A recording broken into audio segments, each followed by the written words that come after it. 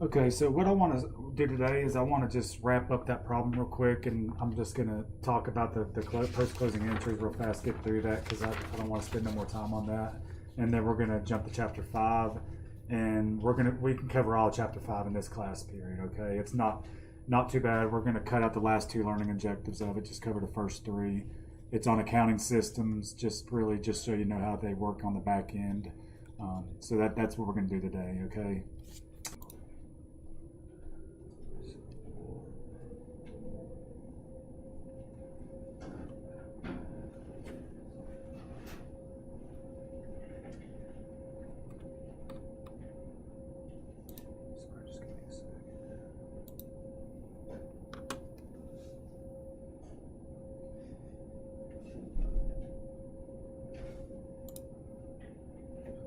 Who was the other one? Juan just came in. That's you. And Julius, is it? Julius? Next to Juan, who's this? What's your name again? K-H-A-L-I-L. Okay.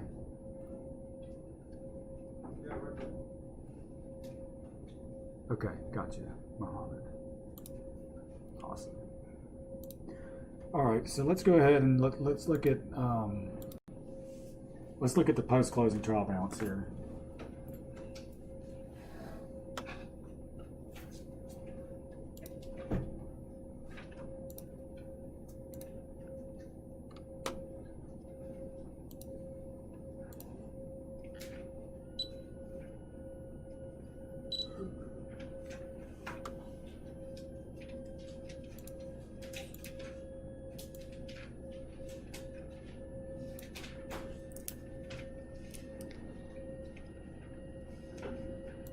So everyone can see that right there.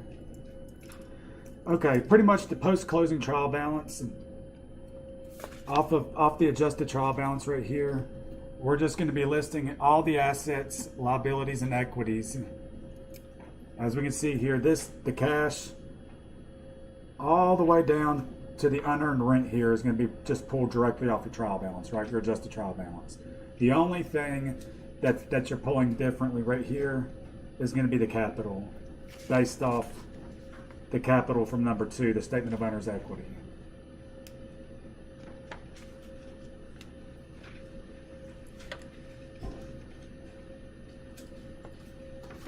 Does it make sense to everybody? Like I said, the cash of $5,100 is directly off of your adjusted trial balance.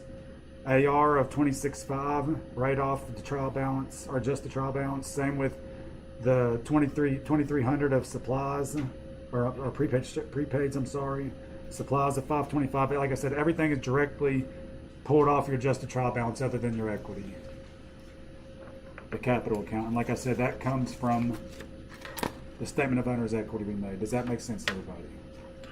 So is everyone okay with this problem? How we move from the adjusted trial balance to building your income statement, your statement of owner's equity, your balance sheet, and then your closing entries, and then your post-closing trial balance? Does that whole process make sense to everybody? Everyone's good on it? Okay.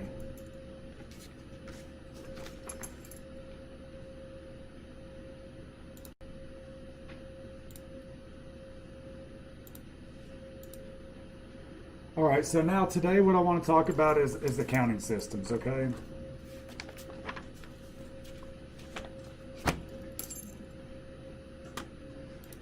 So, as I said before, we're only going to cover the first 3 of the 5 learning objectives here.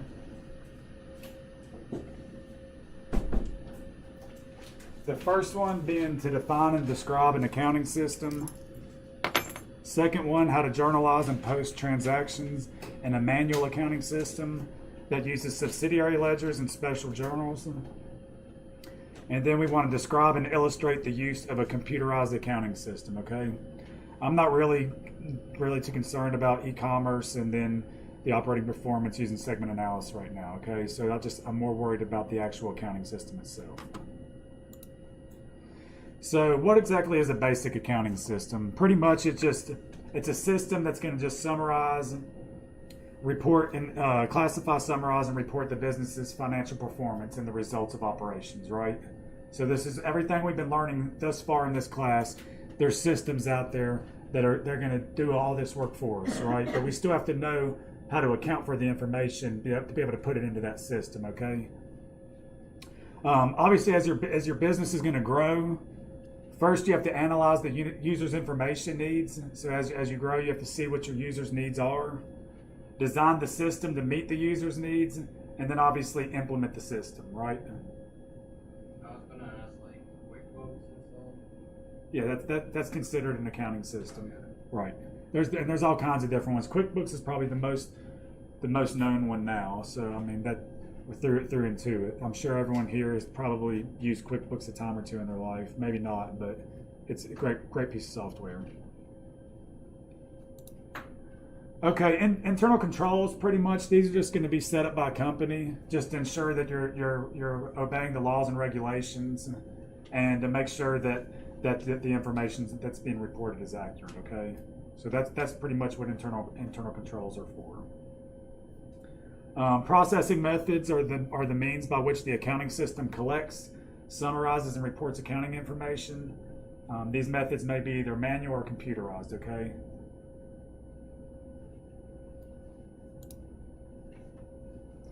And obviously it says here, understanding a manual computer accounting system is going to be really helpful to understand what goes on the back end of the system, because it's going to really help you understand what's going on between the different financial statements, okay?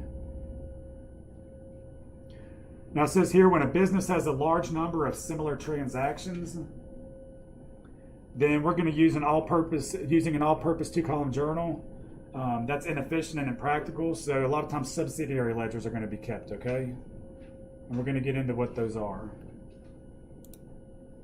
So these are subsidiary ledgers. So it's a separate ledger where a large number of individual accounts with common characteristics can be grouped, okay? So thinking of subsidiary ledgers, what do you think is an example of what a company would use a subsidiary ledger for? Remember, it's like transactions. What about for like accounts receivable? Do you think that we'd keep some subsidiary ledgers for each individual account? So that's an example of what a subsidiary ledger is. What about accounts payable?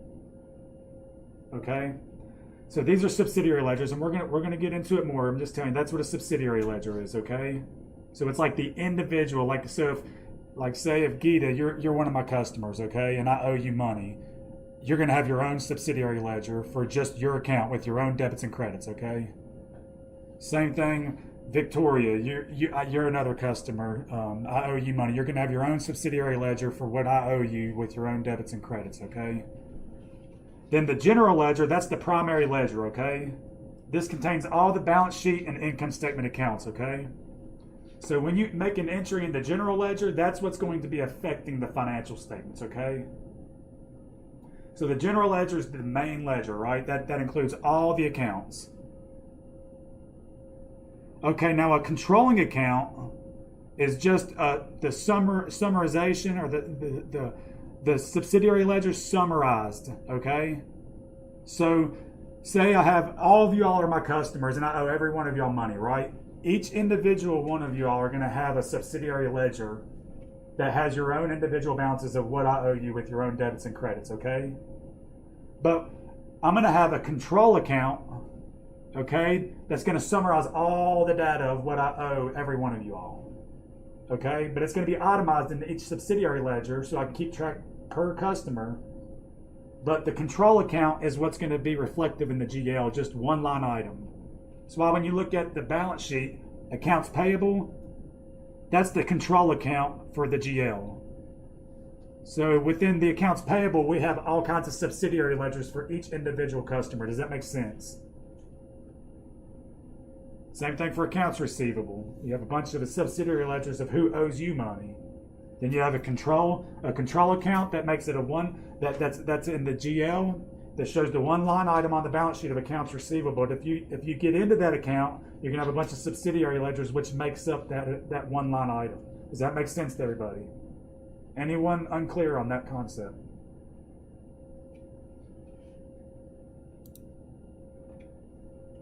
So it says here, once again, the most common subsidiary ledgers is the AR and the AP, meaning the accounts payable subsidiary ledger and the accounts receivable subsidiary ledger, right?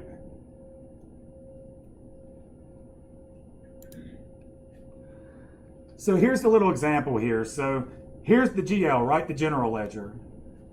Once again, general ledger, all accounts for all the financial statements, income statement and balance sheet, right? So we can see here, we have cash, accounts receivable, supplies. So we can see the different assets we would expect to see on a balance sheet, right? So each individual account in the GL. So now we can see here, look at the accounts receivable, right? Here's the GL, the control account, right? The one line item you would see on a balance sheet. Here is the subsidiary ledgers to the accounts receivable. So if we would get into that ledger right there, then we can see each individual's customer's account within the accounts receivable. Does that make sense? Same thing with accounts payable, just showing you the same thing. Here's the general ledger accounts payable, the one line item you see on the statement. Here's the breakdown of who all we owe the different creditors with their own individual account in a subsidiary ledger. So you can see how this would keep your transactions a lot neater, right? So if you want to go to see who owes you what, you go to the accounts receivable subsidiary ledgers, right? And it'll show the each itemized report for each one of your customers. Does that make sense? Okay, next, special journals. One method of processing transactions more efficiently in a manual system is to use special journals.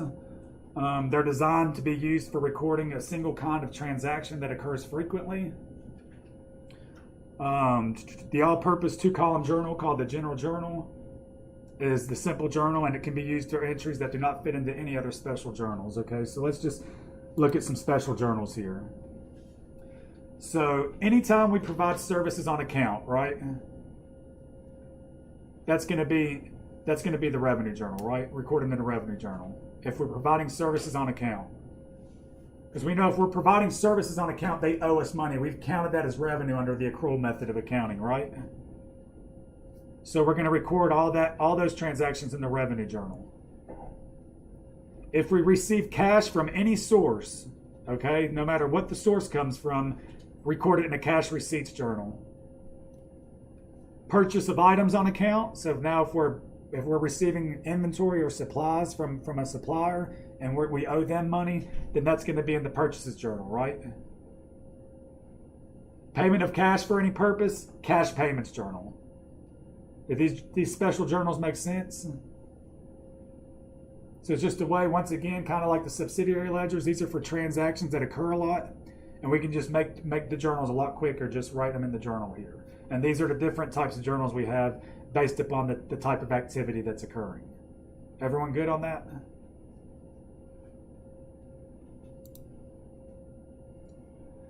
Okay, here's just some balances here. We have here the cash, accounts receivable, overall, and their accounts right here. Let's look at the revenue journal here. Used recording fees earned on account. If Net Solutions recorded its revenue transactions in the general journal, once again, remember the general journal is the one that has the control. If you put something in the journal, it's reflective in the income statement and the balance sheet, right? So any entry you make is going to affect the balances on your income statement or your balance sheet, right?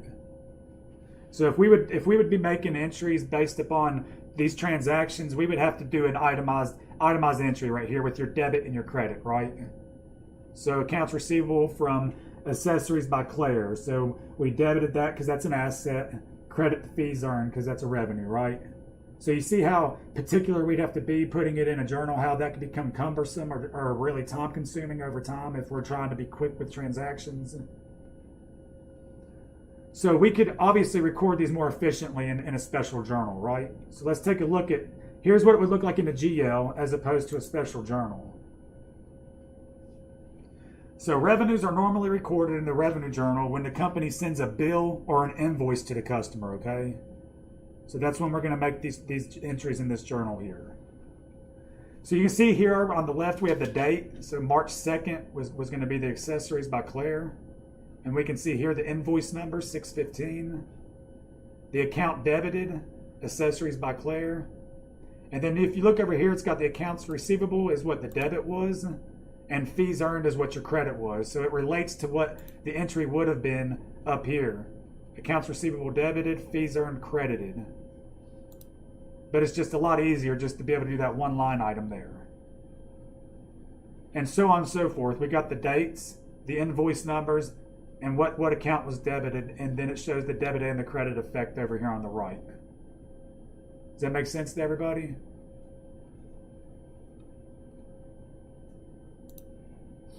Okay, so I'm going to read through these next two slides here, and then there's an example, but moving forward, I'm just going to be skipping to the example so I don't bore you to death on the slides. But I'm going to actually just read through these so you can just hear the process of how you post these and how they move from different journals, okay?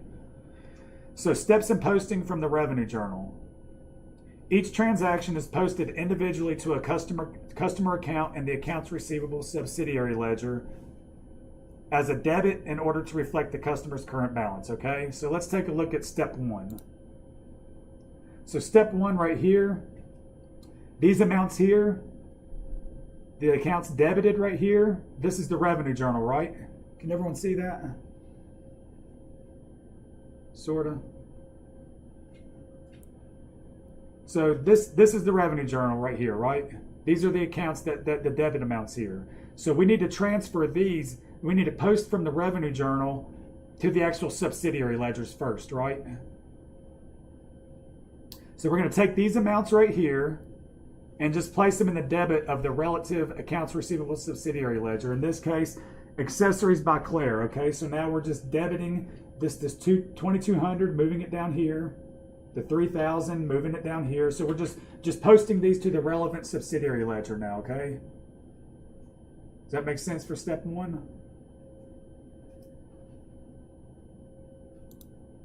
Okay, step two, to provide a trail of the entries posted to the subsidiary ledger, or the subsidiary and the general ledger. The source of these entries is indicated in the posting reference column of each account by inserting the letter R for revenue journal and the page number of the revenue journal, okay? So this is just how we're going to check to make sure that we've already posted it, okay? This will be for if we are looking back at it to tell us that it's already been completed here. So step two, we can see it's right here, the post reference column. Revenue, the R stands for the revenue journal, and the 35 is your page 35. So if we're looking at an account receivable subsidiary ledger and we want to trace this entry right here, we need the post reference. We know that's going to be on the revenue journal of page 35, so we can trace it to see the transaction when it occurred right here, or when the invoice was sent. Does that make sense?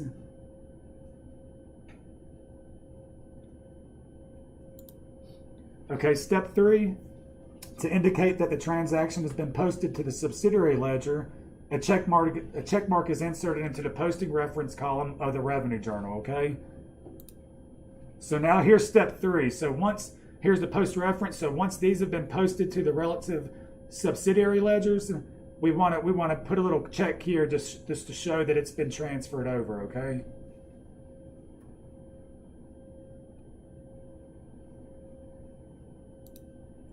The fourth step, the monthly total from the revenue journal, is posted to the general ledger as a debit to accounts receivable and a credit to fees earned.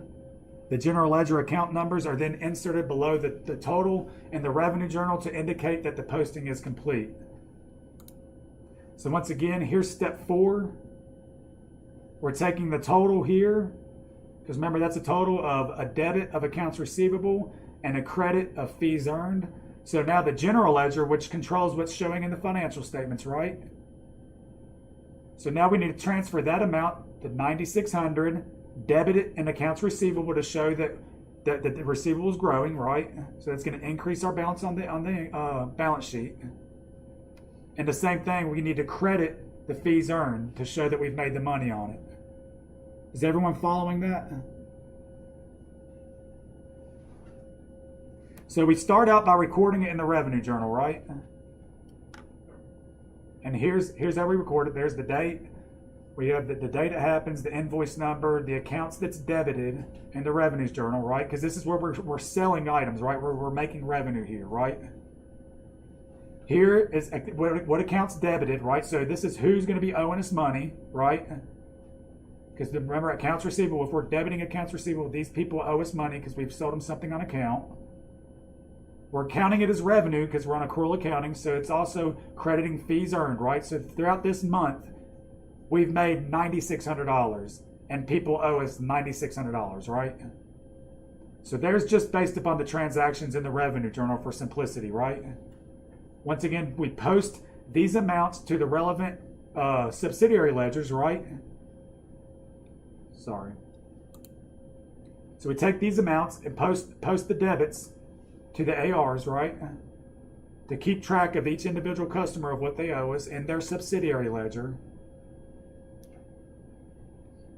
Then we want to post a reference to what page of the revenue journal that this item came from, remember? Then we want to also tell us on the revenue journal that this has been posted to the subsidiary ledgers right here. And then we just want the overall effect to be punched into the general ledger accounts, okay?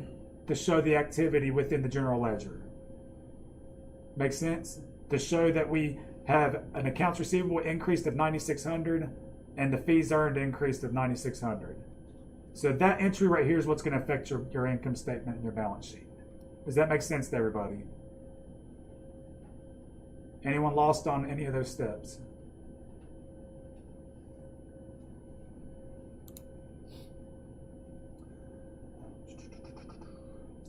Let's see here. Okay, cash receipts journal. Same thing. Every entry recorded in the cash receipts journal will involve a debit to cash. To the debit of cash column. The type of cash receipts transactions and their frequency determine the titles of the other columns. So, for example, if a business frequently receives cash from customers on account, an accounts receivable credit column is set up, and the receipt of cash for infrequent transactions will be listed individually in the other amounts column of the credit, okay? So we just kind of have a miscellaneous column and then accounts receivable credit column as well. We'll get an example of this as well. So cash receipts journal, same thing, just another special journal, just accounting for a different element of the business, okay? So cash receipts journal here. So here we have rent revenue. So we can see here, that's going to be in other accounts credited, so that's rent revenue. Right here, accounts receivable. If we are crediting these accounts receivable, obviously that means we're receiving cash from these customers, right? If we're crediting their accounts receivable balance. Because remember, as someone gives us money, we debit cash, credit AR to reduce what they owe us, right? So that's what we're seeing right here. So obviously we're receiving cash because cash receipts journal, right? Anytime money's coming in, we put it in the cash receipts journal. Here it came from rent revenue. That's our goes in our miscellaneous right here. These came from the particular customers. So that's why we're giving them credit on the accounts receivable here to reduce what they owe us. Everyone good on that? Okay, and then the same thing that we just did on the other one, we do again on this. So for here, cash receipts journal, obviously, once again, we've already established what the sources are from once we went over this on the previous slide. So the first step on the accounts receivable, we want to go ahead and post these to the relevant subsidiary journals, right? Subsidiary ledgers, to give credit to each individual customer for paying us money. Right?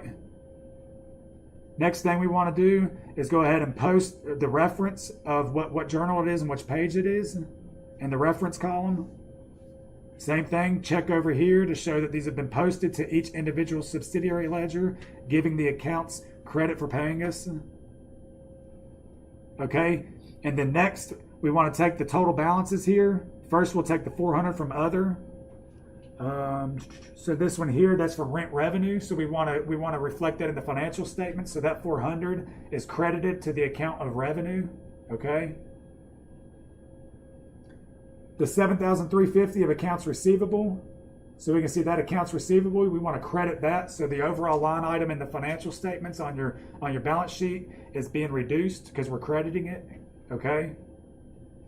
And then the cash If we have 7,750, we want to debit that to show an increase in the cash account in the general ledger, which will be reflective in the statements.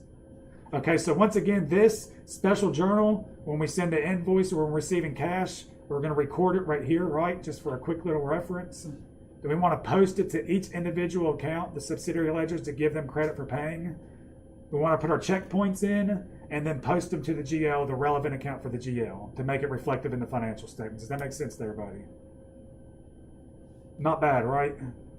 And obviously in the real world, like once you get out there and start working, most places are going to have systems that are going to do all this on the back end. You still have to make the entries and know why you're making them.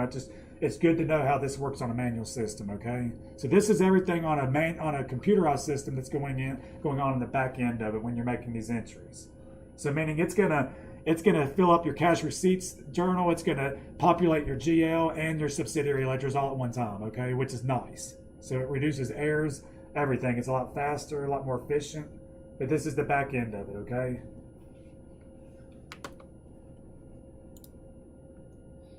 Okay. Accounts receivable, control account, and subsidiary ledger. Okay, here's the thing. They have to match, right? Which makes sense because the subsidiary ledgers is just the itemized breakdown of what's in that control account, right? The control account is just the net value or that summarized account, right? So it says after all posting has been completed for the month, the total of the accounts in the accounts receivable subsidiary ledger should equal the balance of the accounts receivable controlling account in the general ledger. Okay, so the balance of the accounts receivable controlling account equals the sum of the customer account balances, right? So let's look here. We'll start here at the accounts receivable customer balances, right? So this is what we would see in the subsidiary ledgers, right? So obviously accessories by Claire, Wrap Zone 0, Web Cantina 2650. So total accounts receivable for the month, okay, in subsidiary is going to be $5,650, right? Just on the individual items, right? Next, for the accounts receivable, the controlling account, which is in the GL, which is reflective on the financial statements, that'll be our balance March 1, okay? $3,400 before any activity for the month occurred. We're going to have total debits, so this is from the revenue journal of $9,600, okay?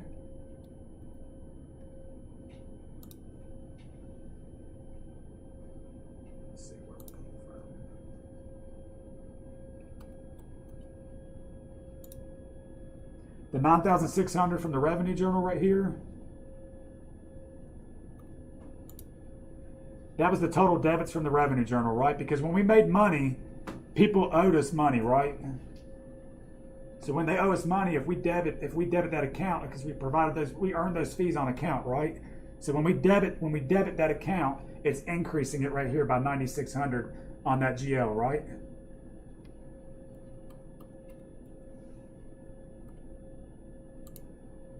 Remember the 9,600 we moved right here to the accounts receivable, that debit? Everyone seeing that? When we posted it? That's the 9,600 we're seeing right here. That's increasing the accounts receivable control account, okay? Next, the total credits from cash receipts journal. Of the 7,300. 7,350, the accounts receivable, we credit it, right? Because this is where we receive money to give the customers credit, so we reduce that balance. Remember, the credit reduces the accounts receivable account. That's what we're seeing right here, the credit right here of 7,350, right? So are you seeing how when we adjust the GL, that's the control account here on this side, right? So the beginning balance plus the total debits from the revenue journal, the amount we earned on account, we debit the AR, that increased it. The amounts we received from customers, we credited their account, right? That reduced it.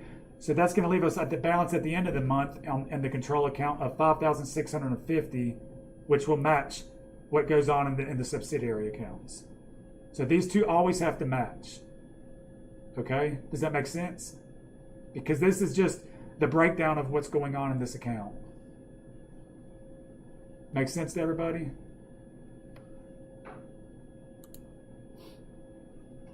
Okay, so just by looking at this right here, can someone explain what this journal entry is? I know we've got it shown right here, but can someone explain what this entry would be right here on July 7th without looking at the answer? Can anyone explain that? Based off what we just went over.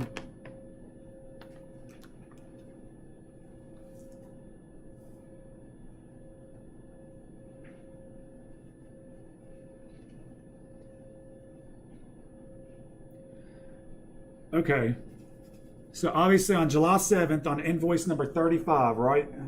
So that's the date of the transaction. The invoice number is invoice number 35.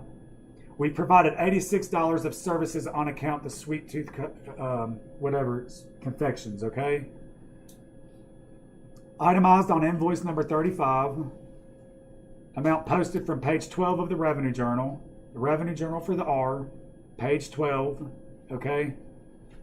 We provided service on account to Sweet Tooth, so that's why we're debiting it for $86, right? Because this is the accounts receivable subsidiary ledger. And here you can see here's just the Sweet Tooth Confections. So this is their particular account right here. So right there, we've sold them services on account, right? We gave them services on account. The next one was, since we're crediting it right here, obviously we've collected cash of $122 from Sweet Tooth, right? So if we collected money from them, we have to credit their account to give them credit for the payment, right? Because the credit reduces the accounts receivable. We know that came from the cash receipts journal on page 4. And then we just have the running balance here, the balance beginning, and then you add that, subtract that to get to 589. Does that make sense?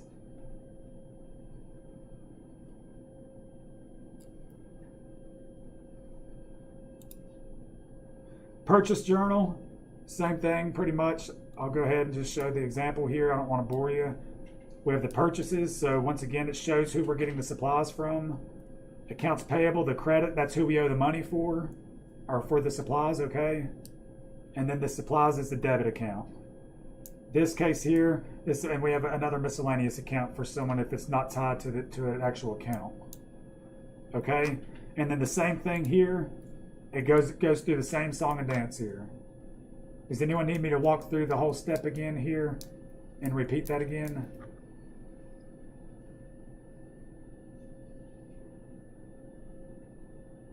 Is it making sense to everybody? Or is everyone just completely lost?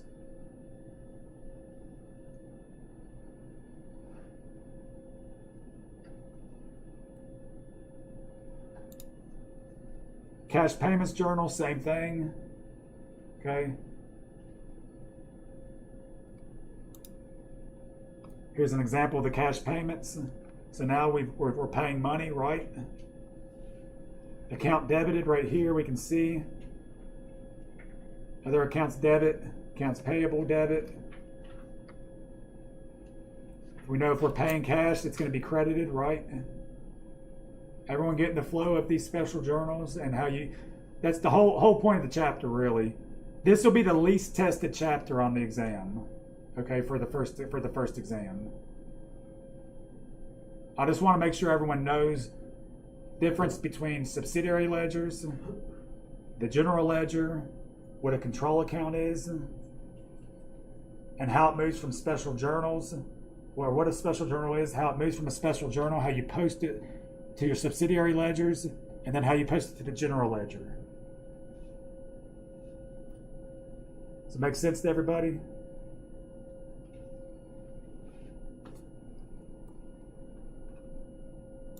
Okay, once again, same thing here. So what I would suggest if you're studying this chapter, I would go just straight to the slides here and just study these flow charts. Just study the main points of what the special journal is, what your subsidiaries are, and then just really spend a little bit of time just going through the flow chart, and it'll kind of give you an idea of just the flow of how the information goes behind the scenes. Because if you get an accounting job, this sounds like a really boring chapter, and it is. It's boring. I mean, let's just be real. It's going to help you a lot to understand, especially as a beginning job, like starting out as like a staff level accountant. This is going to be very useful if you decide to get an accounting degree and want to start working. This is going to really help explain what's going on your financial statements and why accounts are increasing, why they're decreasing, how the statements are communicating with one another. This is really going to help, to understand what's going on within your job. So everyone's cool on that. So what is the subsidiary ledger?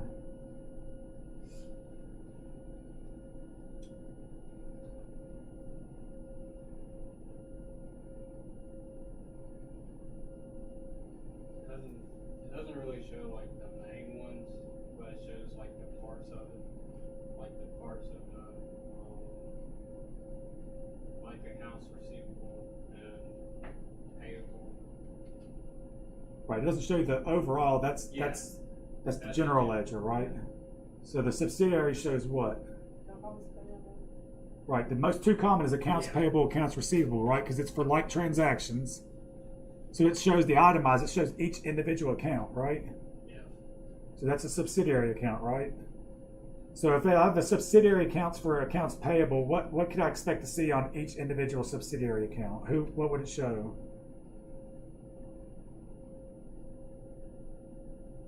Each individual creditor, right? Whoever I owe money to. Same thing on accounts receivable subsidiary ledger. It's going to show each individual account of who owes me money. But then the control account, the control ledger, control account is going to be what's tied to the general ledger, and that's just the overall activity within all those subsidiary accounts. Right? What are special journals for?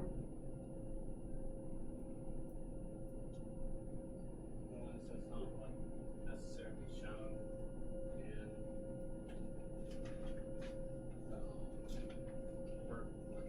in the S1. So the special journals are. What's the purpose of a special journal? I know what you're getting there. Why does a company use a special journal?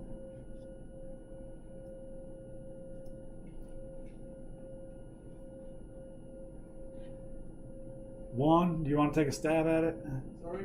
Why do companies use special journals?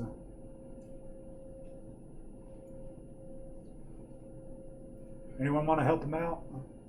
It's like the label, one that's already not, that can't be fit into another What category, I guess you could say. special journals? Anyone else want to take a stab at what a special journal is for?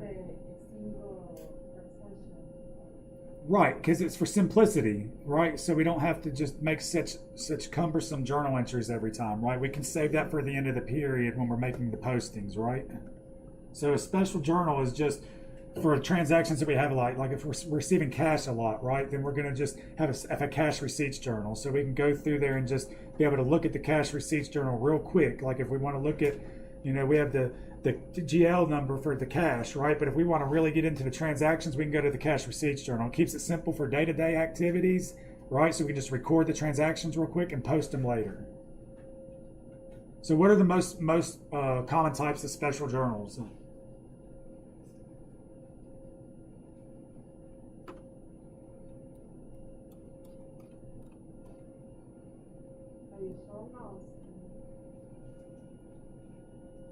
What was it? Sorry.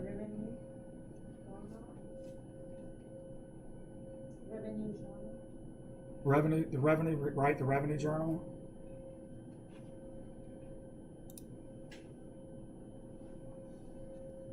Cash receipts, purchases, cash payments. Those are the most common ones, right? Once again, what are the most common subsidiary ledgers a company's going to use? Accounts payable, accounts receivable. Right. What do the subsidiary ledgers show?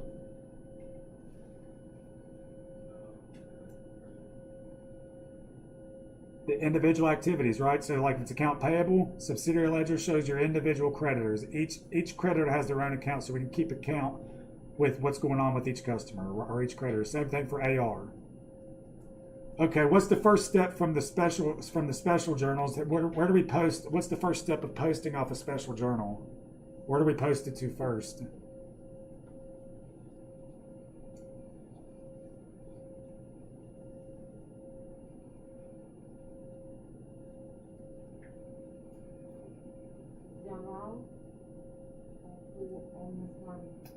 Right, so we're going to post it to the subsidiary ledgers, right, to give them the individual customers. So if we have a cash receipts journal, if we're working off that, then obviously that we're going to be most likely receiving money. A lot of money is going to be coming from customers that owe us money, right?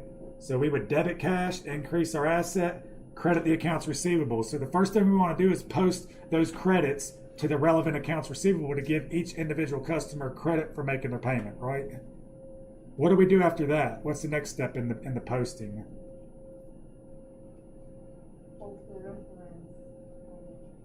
The reference of what on the subsidiary ledger? So we're right. We're posting in the subsidiary ledger now, but what are we posting? We're referencing what? The special journal and the page number it came from. So like for the revenue receipts one, be R, page 35. This would be R35 in the post column. That way we can trace it back to the relevant journal. I was gonna ask that you also put like the special number as well.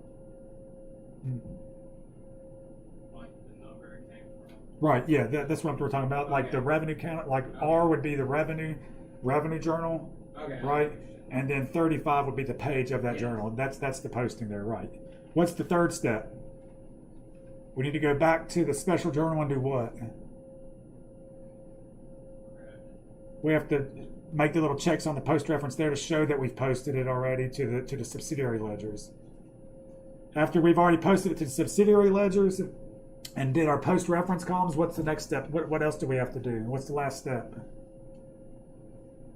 Where do we have to post it to now? Which is going to actually make it reflective in the financial statements. So where do we have to post something lastly to make it reflect the accounts reflective on your income statement and your balance sheet? What journal? Why the general journal? Well, yeah, they have to equal, right? The subsidiary and general journal have to match, but why are we putting them in the general journal? Because those accounts do what? They control the activity on the financial statements, right? So that's gonna actually bring the financial statements up to date. Okay, what's more accurate, a manual system or a computerized system? Computerized. Why would a computerized system be more accurate than a manual system? What could be some things that could go wrong with the manual accounting system? Right, so error, just humans make error by nature, right? Humans make errors by nature, so it could be human error that they messed up on. So we know that the computer-based ones are better. And once again, like I said, this is what happens on the back end of your accounting systems. I just want you all to have an understanding of how things flow through the financials, or from the postings from the special journals, subsidiary ledgers, and then ultimately to the general ledger. Is everyone okay on the flow of accounting information through the accounting systems? Everyone okay on it? Okay, like I said, if it was me, I'd just hit the main points of these slides and then go over those flow charts is how I would practice this part here. But like I said, this will be the least amount of content pulled for the exam, okay? And one more thing before I let you all go, I know we're out of time here. I just want to see where we're at here.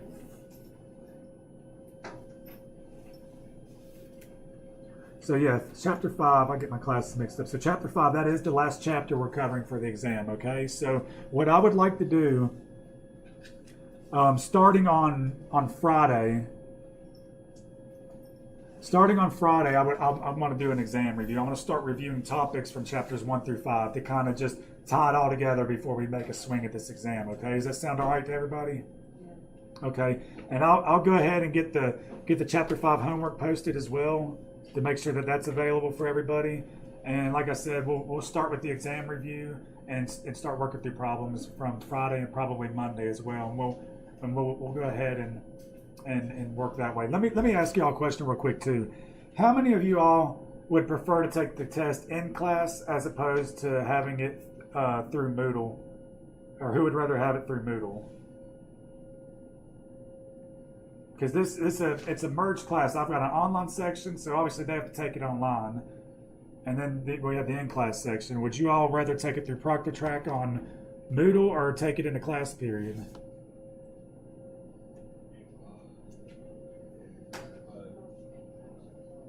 So if you want it online, raise your hand. You want it, so I guess by default the rest is in class, right? So everyone wants the testing class. Yeah. Okay. Sounds good. Sorry for holding you all up a little bit.